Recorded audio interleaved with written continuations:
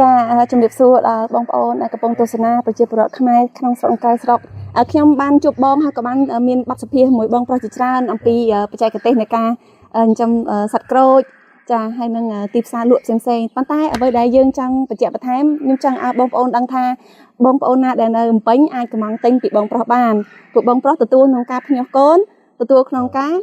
លក់ពងមែនទេចាលក់សាច់ទៀតចាអញ្ចឹងបងអាចនិយាយបានអំពីទីថាមកបងអាចគ្រប់គ្រងយើងគ្រប់គ្រាន់នេះនៅពេលដែលគេកំងច្រើនបងអាចធ្វើទៅអាណត្តិចាបាទនេះសួរបាទហ្នឹងហើយលោកគ្រូតែពិតយើងបង្កើតហើយយើងមានសហការដៃគូជាច្រើនហើយមានកសិដ្ឋានផ្សេងៗទៀតណាចាអូមែនត្រឹមតែមានតែមួយហ្នឹងទេបាទយើងសហការនេះអញ្ចឹងខាងខ្ញុំហ្នឹងមានពងគ្រូចពូជអ៊ីតាលីនេះសម្រាប់ភ្ញាស់ចាបើត្រូវការខាងខ្ញុំក៏មានចាកូនគ្រូចពូជអ៊ីតាលីចាប់ពីភ្ញាស់ទៅដល់អាយុ15ថ្ងៃក៏មានអាយុ20ថ្ងៃក៏មានហើយសាច់ចាប់ពីភ្ញាស់ទៅដល់1ខែ5ថ្ងៃក៏មានដែរបងប្អូនត្រូវការហ្នឹងហើយចាអញ្ចឹងមកន័យថាបងទទួលក្នុងការកំងអញ្ចឹងបងអាចប្រាប់នៅអាស័យដ្ឋានហើយនឹងលេខទូរស័ព្ទរបស់បងដើម្បីអ្នកដែលទស្សនាក៏អាចតំណែងមកបងផ្ទាល់ចាពួកអីវាជាទូនាទីរបស់ប្រតិបត្តិសកលភាពផ្សព្វផ្សាយតែនាងខ្ញុំជាប្រធានផ្ទាល់មកដល់ខ្ញុំមកនេះគឺគោលបំណងគឺចង់ឲ្យថាមានទឹកចិត្តឲ្យបងប្រុសអញ្ចឹងជាច្រើនអ្នកនៅក្នុងស្រុកខ្មែរយើងប្រជាប្រដ្ឋខ្មែរយើងអាចមានឱកាសក្នុងការចិញ្ចឹមសត្វអញ្ចឹងលក់ហើយយើងមិនបាច់ចាំចំណាក់ស្រុកអីគេដូចថាតែយើងចំណាក់ស្រុកទៅយើងបែកពីគ្រួសារយើងមិននឹកគ្រួសារហើយនៅពេលដែលយើងឃ្លាតឆ្ងាយទៅយើងមានអារម្មណ៍ដាច់ពីមនោចេតនាទឹក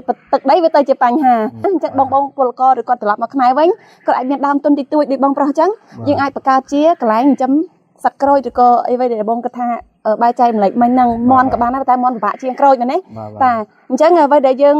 នៅតែបន្តជួយខ្មែរគ្នាឯងគឺយើងចូលរួមទិញចាបើមានអ្នកទិញក្នុងស្រុកច្រើនប្រកាសជាអ្នកនាំពីក្រៅស្រុកមកគឺលែងចង់នាំចូលហើយមែនទេបងចាព្រោះផកខ្មែរស៊ីនស្រស់ចាអត់មានបកកអត់មានដាក់ថ្នាំទេចាអញ្ចឹងបានជាខ្ញុំចង់ឲ្យមានបងប្អូនយើងគ្រប់គ្រងនៅជាសមិទ្ធផលរបស់ខ្មែរយើងធ្វើដោយខ្លួនឯងនេះជាវិស័យស្បៀងអាហារដែលខ្ញុំចង់ឲ្យបងប្អូនដឹងថាវាជាប្រព័ន្ធនៃសុខភាពរបស់យើងថែរក្សាសុខភាពរបស់យើងតាមរយៈទទួលទានអាហារដ៏មានប្រភពដើមច្បាស់លាស់ចាអញ្ចឹងបងប្អូនកុំភ្លេចថាលេខទូរស័ព្ទបងប្រុសនឹងហៅនៅស័យដ្ឋានសូមបងប្រុសប្រាប់ណែនាំមកពួកអីគាត់ចង់ដឹងចាបាទស័យដ្ឋានរបស់ខ្ញុំនៅភូមិតាលីងសង្កាត់ខ្សែងសានក្រុងឧដុង្គមានជ័យខេត្តកំពង់ស្ពឺហើយចំណែកលេខទូរស័ព្ទវិញគឺ010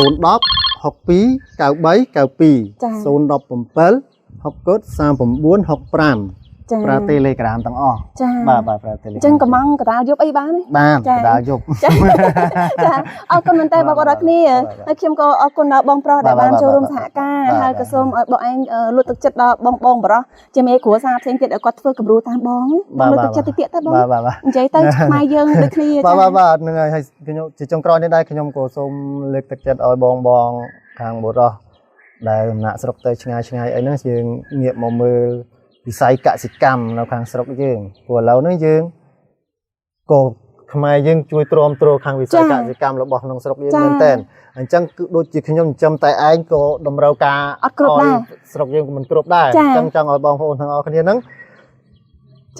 ចូលរួមចិញ្ចឹមហើយបើថាខ្វះបទពិសោធន៍ឬអីអាចខ្ញុំចែករំលែកឲ្យហ្នឹងហើយសួរខ្ញុំចែករំលែកឲ្យបាទខ្ញុំមានតែប៉ុណ្ណឹងបាទអរគុ